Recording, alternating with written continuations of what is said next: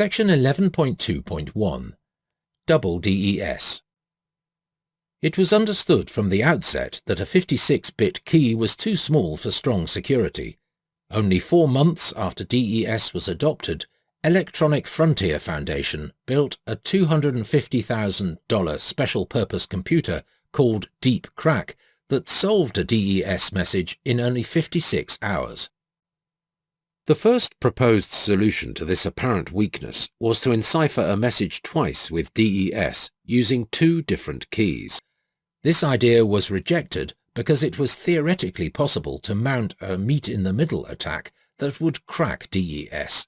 That is, you work forward from the plain text and backward from the ciphertext and meet in the middle. You do this by taking a block of ciphertext whose plain text is known.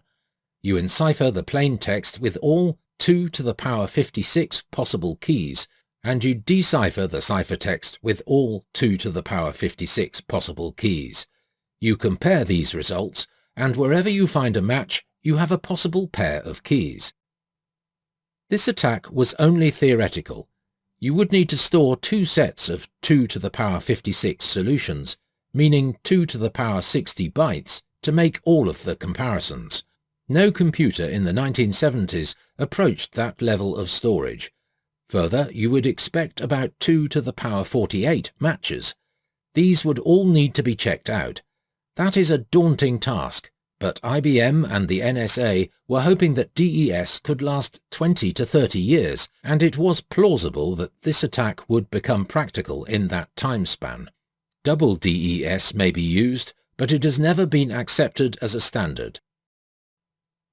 Section 11.2.2 Triple DES.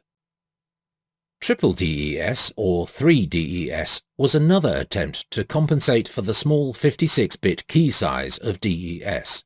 It consists of taking a 64-bit block and encrypting it with one DES key, decrypting it with a second DES key, and then encrypting it with a third DES key. Obviously, this takes 3 times as long as ordinary DES. It is not widely used because this makes it so slow. There is a much faster way of increasing the security of DES. Simply exclusive OR the 64-bit block with a 64-bit key before the DES step, and with a different 64-bit key after the DES step. There would be 3 independent keys, the 2 64-bit exclusive OR keys, and the 56-bit DES key, for a total of 184 bits. This method takes only marginally longer than a single DES encipherment. Even if the second exclusive OR key could be determined by looking at the waveforms, this is still far stronger than single DES. You can eliminate the danger of the waveforms undoing the exclusive OR by performing keyed simple substitutions before and after the DES step. Section 11.2.3 Fast bit transposition. DES starts and ends with a bit transposition. The naive way of doing this would be to unpack the bits one by one, shift them into the desired position, and OR them into place. There is a much faster method, invented independently by me and by David Stevenson of IBM Research in Yorktown, New York, circa 1975. I will demonstrate this technique using a transposition of a 32-bit block. Suppose that the plain text expressed in bit form is where each Latin or Greek letter represents the value of 1 bit, that is, it can be either 0 or 1. Let's see how this can be transposed so that A moves to the 3rd position, B moves to the 6th position, C moves to the 9th position, and so forth. The transposition can be accomplished by using 4 special tables, each with 256 entries. Each entry is a 32-bit block or computer word. The first table shows the transposed positions of the 8 bits in the first byte of the 32-bit block, like this. The second table shows the positions of the 8 bits in the second byte of the 32-bit block. The third table shows the positions of the 8 bits in the third byte of the 32-bit block. The fourth table shows the positions of the 8 bits in the fourth byte of the 32-bit block.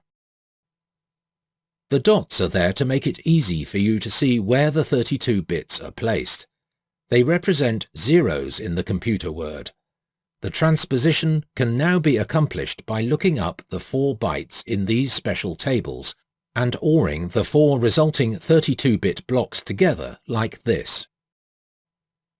This requires no shifts and no masking. The entire 32-bit transposition uses only 4 table lookups and 3 OR operations. One use of this technique is to flip an 8x8 block of bits. This can be done using 8 tables of 256 entries, or just a single table shifting the bits into the correct positions within each byte, like this.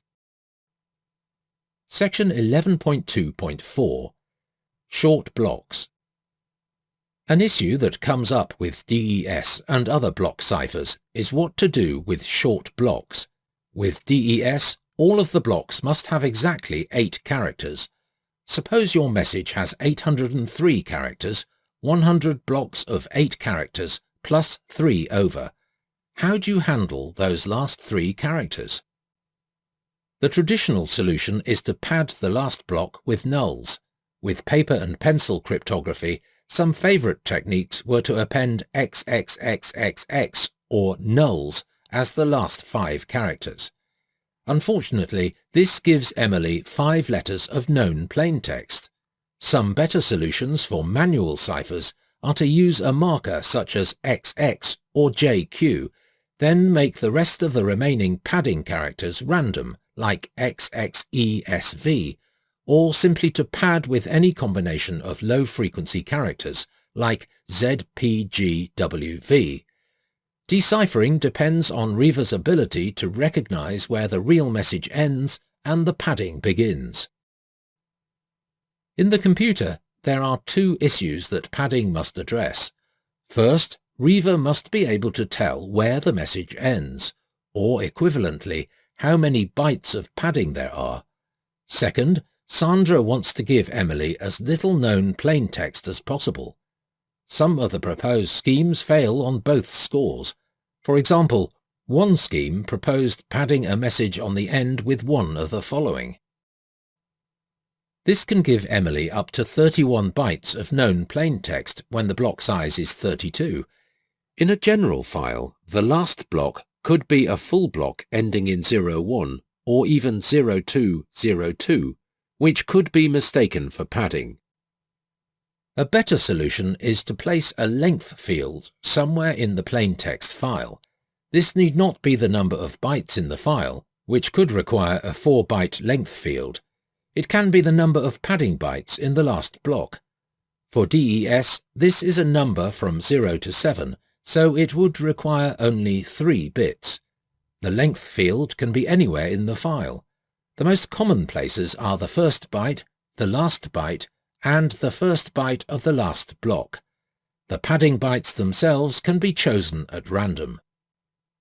To avoid giving Emily even 1 byte of known plaintext, the length can be coded in either the low order or the high order bits of the length indicator, and the remaining unused bits can be random.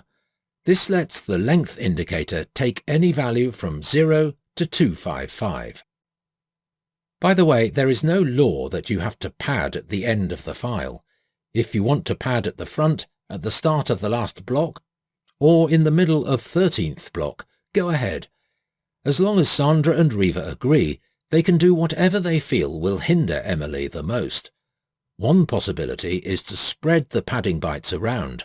For example, if the file requires 4 padding bytes, you could put them at the end of the 2nd, 4th, 6th and 8th blocks of the file, as long as Riva can tell how many padding bytes were added. The overlap method is an alternative to padding. Suppose, again, that the block size B is 8 and the message has 803 characters, and you encipher the first 800 characters as 100 blocks of 8 characters. Then you encipher characters 796 through 803 as the 101st block. This way, the length of the message does not change, but Reaver must decipher block 101 before deciphering block 100.